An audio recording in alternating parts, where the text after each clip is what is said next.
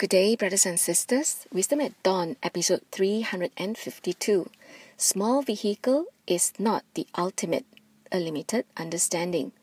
In the following verse, the Buddha Dharma remains in this world. It is everlasting, never ceasing. The Dharma can transform the world, so the Buddha transmits the great vehicle. With the conditions of his one great cause, he transforms sentient beings. Dharma is like nectar that nourishes minds and sustains wisdom life. Master says, regardless of how much time has passed, true principles will always be true. The Buddha clearly understands true principles, and he wants to help us to clearly understand them too, so that we can deliver ourselves and others from this shore of unenlightened afflictions to the opposite shore, which is pure and undefiled. For us to return to our pure intrinsic nature, we need the Dharma and the principles to be delivered into our minds. The manifestations of the Buddha in this world is merely a conditioned phenomenon to help us do that. Now, only the Buddha Dharma can inspire people and awaken their love. Then they will find ways to give. They will find ways to help people, to transform the world with the Dharma, and then to transmit the great vehicle. Today, Master told us an example of Thailand. Even though Buddhism has flourished there for a very long time, the gap between the poor and the rich is still very big. In recent years, the Thais began to realize that people were losing their sense of morality. The Prime Minister of Thailand believed that the best way to govern would be to help ground people's minds in moral principles and to help them value ethics. So after visiting many countries, they came to Taiwan and discovered Tzu Chi.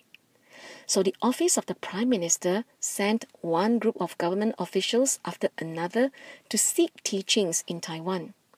Thousands of officials have visited, and one of them was Mr. Chow Boon Leong, who is the Public Health Minister of Ratchaburi in Thailand.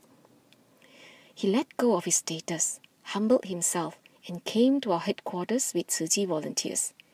He did all the activities that volunteers did, and no one knew that he was actually a minister. Only till the day before he returned to Thailand did he finally reveal that he was the Public Health Minister. And ever since then, he had been very involved and had been certified as a Tzu Chi commissioner. During the certification ceremony, he received a red envelope that Master handed out as part of the year-end blessings. Someone explained to him that the grains of rice found in the envelope came from the Daling Tzu Chi Hospital, where the hospital superintendent, doctors, and staff planted the rice to create good affinities with Tzu Chi volunteers worldwide. Mr. Chow was so touched by this that immediately after he went back, he came up with a plan. He planned to mobilize their healthcare professionals to plant rice. And once he thought of this plan, he decided that he would make it happen. It so happened that a family of a nurse had 19,200 square meters of land, and they were willing to lease it to the Tzu Chi International Medical Association, or TIMA, in Thailand. So thus began their plans for planting rice. And in the meantime, officials were also planning to visit an all-female prison with 900 inmates, but only one doctor. Taking cue from what they have learned in Tzu Chi, the rice seeds, which were provided by a research center, were given to the inmates of this prison so that they could personally hand them to Tzu Chi volunteers. Through this simple yet meaningful process, the seeds literally became seeds of blessings, as it gave the inmates an opportunity to benefit others and also to make them feel that they could also create blessings by giving to others. This is truly a skillful way to teach wisdom. Thus, the verse, Dharma can transform the world, so the Buddha transmitted the great vehicle.